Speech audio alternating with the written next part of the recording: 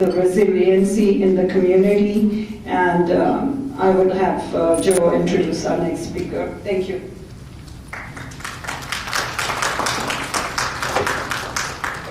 So our next speaker is Dr. Sameera Ahmed. She's the director of Family and Youth Institute and is a clinical assistant professor at Wayne State University in the Department of Psychiatry and Behavioral Neuroscience. She holds a PhD in clinical psychology and is a scholar at the Institute for Social Policy and Understanding, and is also an associated editor for the Journal of Muslim Mental Health. So with that, Dr. Ahmed. And she will be speaking on promoting resiliency in Muslim youth. Talking a little bit about the media and the role of the media, and I think it's a really important segue towards looking at the issues of Muslim youth, because one of the things we realize is the fact that the media has an impact on young people, how they perceive themselves, how they view those around them, and their willingness and openness to interact with their community. And understanding this factor is extremely important in terms of their mental health and their willingness to interact and feel empowered. And so what I'd like to talk today a little bit about is promoting resiliency in Muslim youth.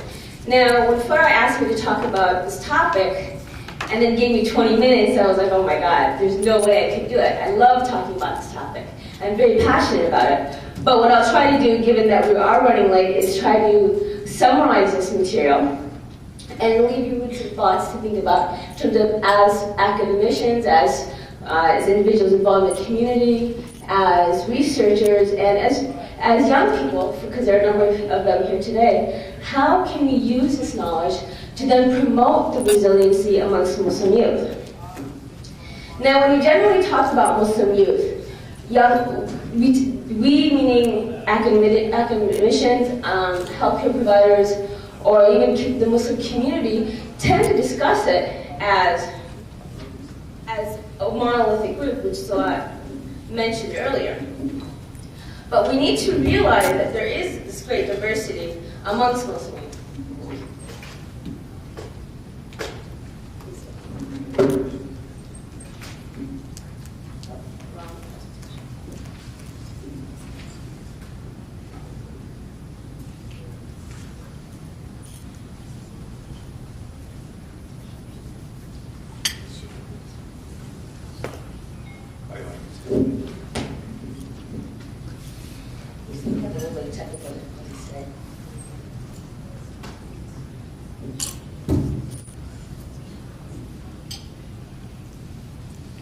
So when we talk about this, it's important that no matter what we talk about in terms of the programming and the outcomes, that we realize that this is a very diverse group, culturally, ethnically, racially, in terms of the migrational history, in terms of level of acculturation, in terms of religious identification and level of practice. And so when we think about Muslim youth, it's very important for us to realize that whatever programs and activities we do have and we do offer, we realize this diversity and keep that in mind.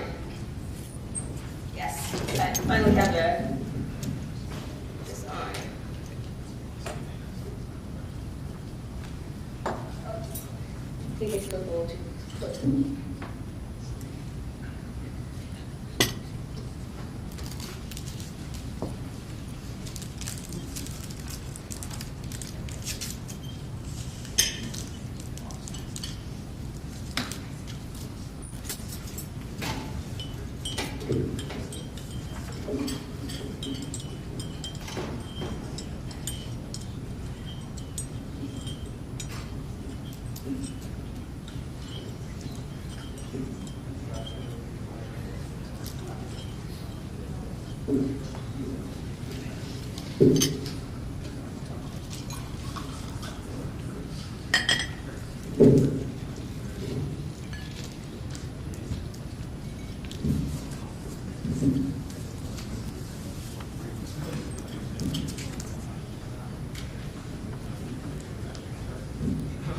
Okay.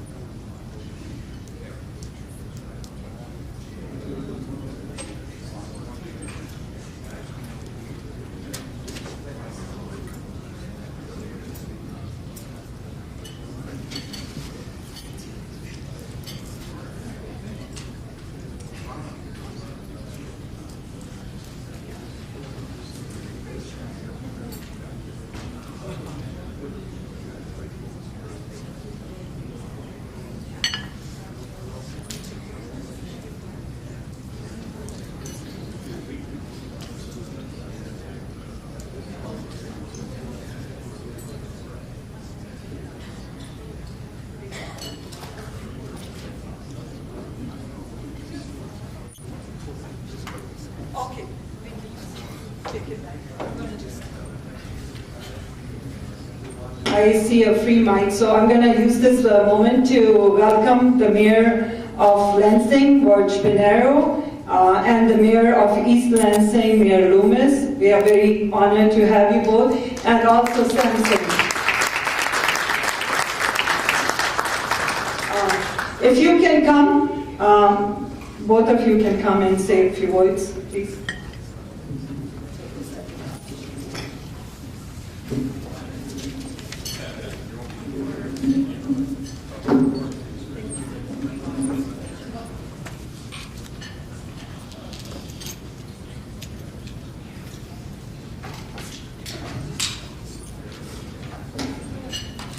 Good morning. It's indeed an honor to be here and represent the citizens of the city of East Lansing for your seminar today. We welcome you to our city and we welcome you to the campus of Michigan State University. And looking at your agenda, I know you have a very full day and you're off to an outstanding start. And I'm looking forward to spending some more time with you as you work through more of your speakers and through your keynote speaker at lunch today. It's always a pleasure, too, to welcome my colleague and the mayor of the city of Lansing to the city of East Lansing. But again, it's a pleasure to have you all here, and good luck with the rest of your seminar. Thank you, Vic. Thanks for allowing me into your city once again. It's a delight to be here. And congratulations to Dr. Abbasi and the community on the success of the conference. I applaud the subject, and I see you have one of my longtime partners and a real professional. You have many professionals here and many friends, but one of my longtime friends and partners from many, many years back in the field of mental health. I see you have Bob Sheehan here from Clinton Evening of Community Mental Health. Bob, great to see you. The gentleman really does deserve applause because while they struggle with tremendous challenges, financial, mostly all financial, really, because organizationally I know that Bob runs a tight ship and does amazing things with what he has. But I'm also well aware, as a former CEI board member and a former legislator, I'm also well aware of the tremendous fiscal challenges that he faces every day just to try to provide a modicum of a mental health safety net. We have not done a good job as a society in our politics. I have to say we have not done a good job of providing just basic financial support for the most basic of mental health services in terms of prevention and many other things. And my heart goes out to great leaders like Bob, who and many of you as well, who toil despite the tremendous challenges, who work hard to provide some service to people who desperately need it in our community. So thanks to every one of you, mental health professionals, and maybe we have a family member or two here as well who struggles to provide some care for a family member. My heart goes out to you. I have a brother with mental illness, many of you know, who my brother Vince suffers from paranoid schizophrenia, which began in my teenage years. He's 3 years older than me. So I know very well what mental illness means to a family and how it affects the entire family, not just one individual. So we're all in this together, and I commend you for focusing on this. It deserves our focus. It deserves our attention. You know, we hear so much about economics and jobs, and as mayors, we're focused on that. But I know about the loss of productivity when a person suffers from mental illness, whether it's a debilitating one like paranoid schizophrenia or even battling with depression or bipolarity.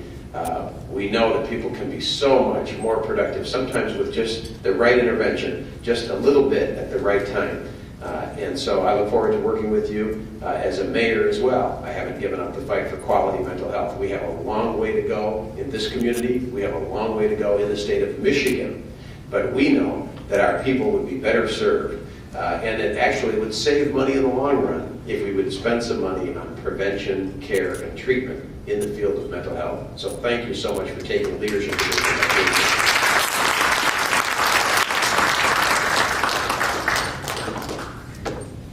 Acknowledge Sam Singh, our ex-East Lansing mayor. He's back from his wall tour.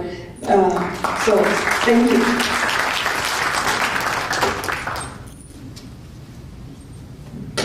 Thank you for everyone to kind of deal with our technical difficulties this morning. Hopefully we won't have any more, and none of the other speakers will have to deal with this. So I was talking a little bit about realization that when we talk about Muslim youth, that there is this great diversity, and that needs to be kept in mind when we start thinking about possible solutions. So when we think about promoting resiliency amongst Muslim youth, one of the things we really need to understand is, first of all, what are the current risk factors? What are the issues? What are the challenges facing Muslim youth? And then with that knowledge, understanding what are the protective factors, and putting that information together to really help promote resiliency for young people. So that's what we're going to do today. And I'd like to start off a little bit about discussing the challenges and risk factors that have thus far been identified. Now, keep in mind that the research on Muslim youth is really at its infancy stage. There's just so much more work that needs to be done. But what we do know with the preliminary research is, first of all, that the repetitive exposure to either real or perceived discrimination does have an impact on young people. Dr. Hassan's presentation about the media and the impact of Imam Lokman's case really has an impact on the young people who are watching the reports. Even if they're not living within that particular community, it has an impact on their psyche. It has an impact on how they perceive other individuals or the community are viewing themselves. Are they viewed as a terrorist or a potential terrorist? That really impacts them. And so, regardless if it's real discrimination or perceived discrimination, it ends up being a risk factor for young people. Negative experiences with schools, either in the form of subtle discrimination or placement in certain classes, or the attitudes held by teachers or classmates, also has a negative impact on young people, and that it results in lack of attachment to school, which can then result in underachievement and then later on possible underemployment. So again, that negatively impacts the development of the young person.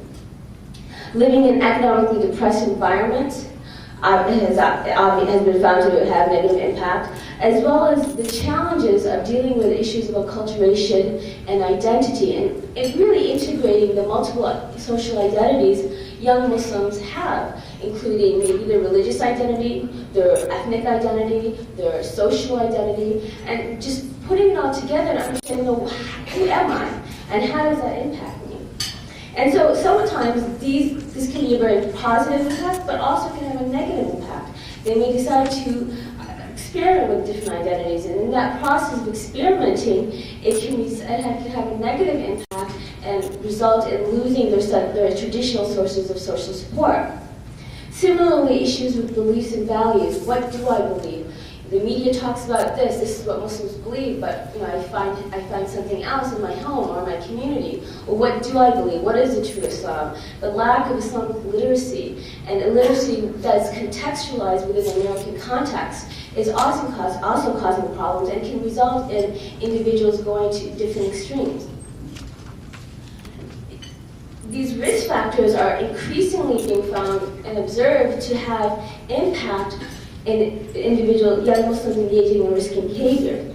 Now, there is, again, like I said, we're in the infancy stage of our understanding of Muslim youth and what's going on. And what we are finding is, contrary to the religious or cultural taboos against many of these behaviors, young people are engaging in them. We have reports of self-injurious behavior, both suicidal and non-suicidal, being prevalent amongst young people. We have increasing rates of criminal activity, regardless if the Muslim community or family or others are willing to address these issues or not. We have increased rates of sexual risk-taking behaviors, substance use. Some of the interesting study results we found is that the behaviors are much higher than many people had previously expected. We have alcohol rates for Muslim college students at 46.6%, use of illegal drugs, 24.6%. Cigarette use is higher amongst Muslim youth than they are with their peers. And what's interesting is, when you compare the rates of college students using alcohol, illegal drugs, and cigarettes, it's 22%, and it's very similar to the 21.4% that we find amongst their non-Muslim college student peers. So again, many times people think, well, the religion is really helpful in avoiding these issues, but that's not true for everybody. And again, there are different subsets of the population of Muslim youth, and we need to really understand what's going on with them. And similarly with sexual activity. Sexual activity outside the marital relationship is prohibited, and yet young people, like young people of other religions, are engaging in sexual activity. But the concern really is what we're finding out is they're not taking precautions. They're engaging in activities, but particularly young Muslim women are more likely to not use contraceptive or any type of protection compared to their peers or even the Muslim men. And so that's scary, because it opens up the possibilities of sexually transmitted diseases, unwanted pregnancy, and a lot of the issues, the social, cultural issues that are associated with that. And so these are some of the risk behaviors that we're finding increasingly amongst Muslim youth. Having discussed a lot of some of the risk factors, we also need to understand what are the protective factors that Muslim youth that we're finding in the research on Muslim youth, and how these factors can be used towards resiliency. And so what we find that, again, parental support, and this is true for Muslim, non-Muslim, everyone. The relationship between the parent and child is extremely important. And that can serve as a protective factor. We found that with substance use, particularly. When parents are firm and communicate their beliefs about substance use clearly with young people, they're less likely to use. And the contrary, parents who are more likely to engage in social drinking and alcohol use or substance use are more likely to have kids who also use. And so that was an interesting finding that we found. The other issue is the issue of religiosity. Religiosity can be an extremely important protective factor. It's critical because it can help help the individual make meaningful choices, help them navigate the social issues and challenges they encounter, and help them address the issues of social exclusion they may encounter either at school, in society, or through the media. And so it's important that we use this factor to help them avoid risky behavior and help promote their resiliency. Similarly, the community support is extremely important and help mitigating the negative effects that they may experience. Civic participation is now being looked at more carefully, and what we find that Engaging individuals, young people, in civic participation, volunteering, has been important in promoting resiliency in young people. It helps to build their skills, develop social connections with each other, adults, with their community and their nation. It also gives them a sense of agency and a feeling of greater inclusion despite what may be happening around them. And so that helps to foster resiliency. So this is what we found so specific to the Muslim community, but obviously there are additional factors, protective factors that can help promote the development in young people. And so we know that peer groups are extremely important. They can be risk factors, but they can also be protective factors, in the sense that they help provide support, a sense of belongingness, and an ability to connect with other individuals who may be experiencing similar challenges. Giving young people an opportunity to acquire skills and give them a chance to practice them really helps increase the self-confidence, sense of self-esteem, a sense that they actually matter and they have an impact on the world around them. Having mentors who have similar values and beliefs and individuals who care about their interests, their development, extremely important, helping them realize that they matter. And what they say and do is of interest to other individuals, to adults. It also helps them in terms of modeling. How does one model and be an American citizen where they're able to connect both identities or the other additional identities and live and function in the world around them? Having safe places is also important, where they can socialize, engage in challenging developmental opportunities, and really have a place that they call for themselves. And additional healthy pastimes, such as exposure to arts, sports, creative opportunities, really helps to unleash the creative abilities in young people and helps to promote resiliency. So, given this information, we want to try to think of how can we work towards helping young people develop themselves. And so I'm offering a few recommendations for us to consider depending on where we are and where we can get involved and helping to promote youth development. When we talk about youth development, I think it's very important for us to realize that there is a whole field in the area of psychology called positive youth development, and we should really garner the research that's out there and see how can it fit for this particular community. And so in general, some of the objectives we should be considering are, one, how can we accentuate young people's strength? How can we promote these positive peer relationships that can help channel positive energy as opposed to avoid engaging in negative behaviors? How can we connect them with other adults who care about them and are interested in their development? How can we create opportunities for them to help learn healthy behaviors? And how can we build those skills that can help them to interact with their environment and interact in a productive manner?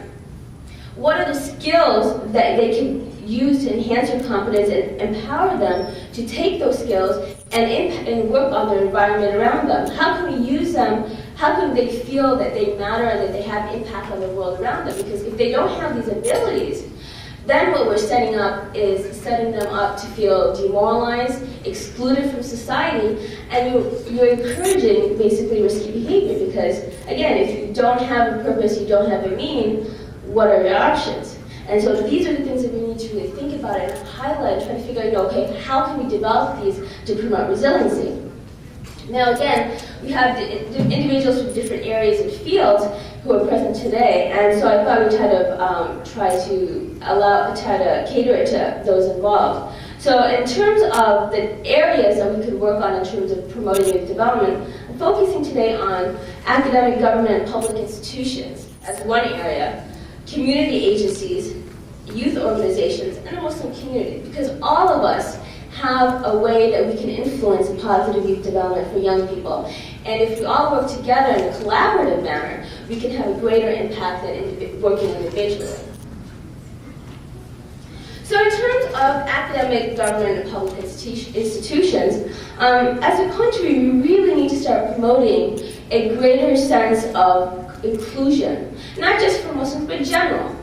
And I think that culture of inclusion is extremely important, engaging young people so that they feel part of this country and so that they feel that they have something to contribute and can really start attaching and be involved as opposed to increasing the chances of social exclusion.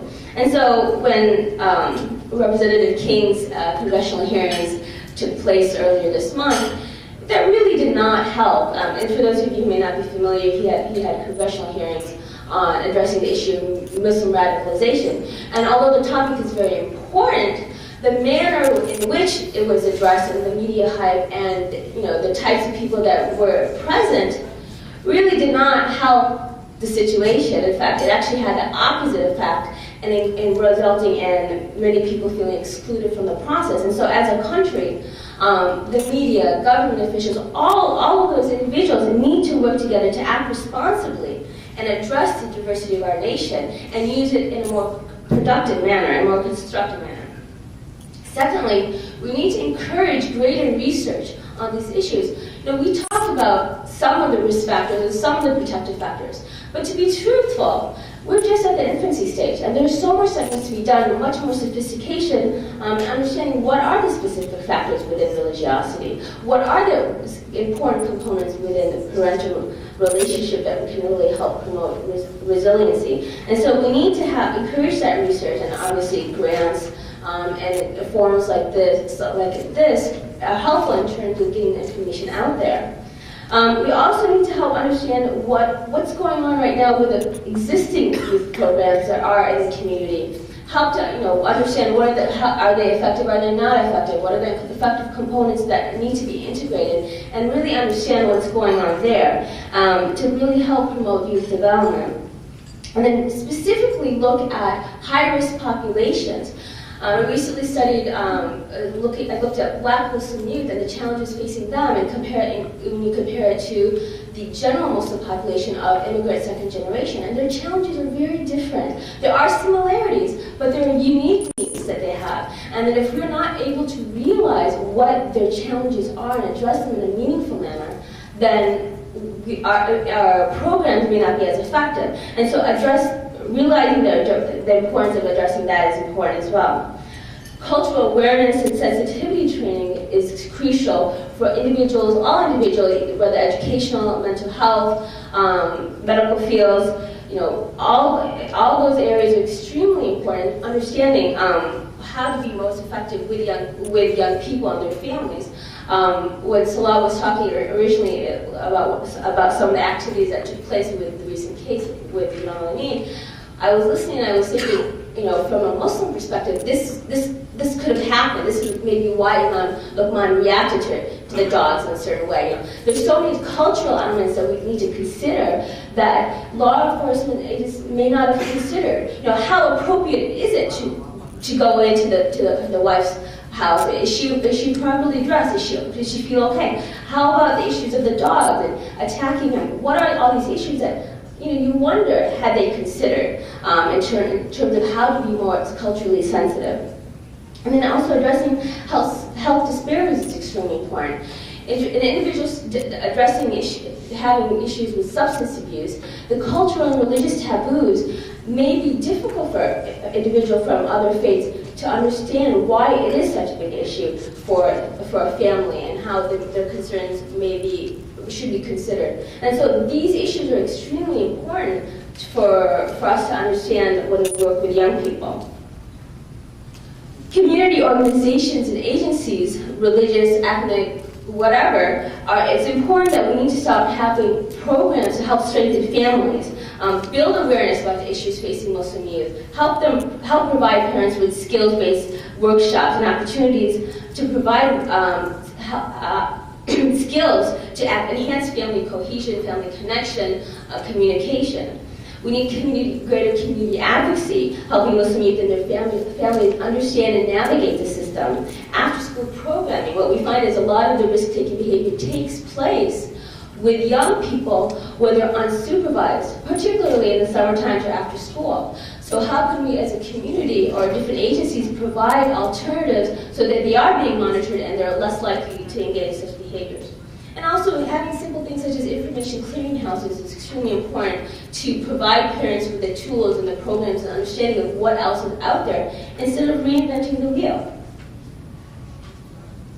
For youth organizations, it's, some of the programs need to include the opportunity to develop positive peer relationships, because these relationships are the ones that give them a sense of belongingness and feelings of support that they need and connectedness to get through some of the challenges that are inevitable during adolescence. Helping them provide mentors who create a space for them to address the issues such as identity and acculturation, understand what does that mean and how do I want to address that. Having that space with individuals who are trained in understanding the realities of adolescent development and young adulthood, and how to promote and nurture those processes. Having activities that build skills such as communication, team building, problem solving. All these skills are important because then they can apply them in an academic setting in terms of, as well as after school activities and other activities that help build the person's self-esteem. Opportunity to engage civically is extremely important in providing connection to the community, sense of social responsibility, source of empowerment.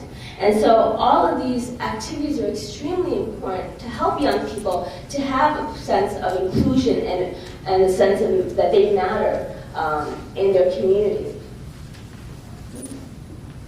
And finally, the Muslim community has a huge responsibility in addressing the issues and the needs of young people. One of the issues that we find repeatedly is the need for a contextualized religious education for young people.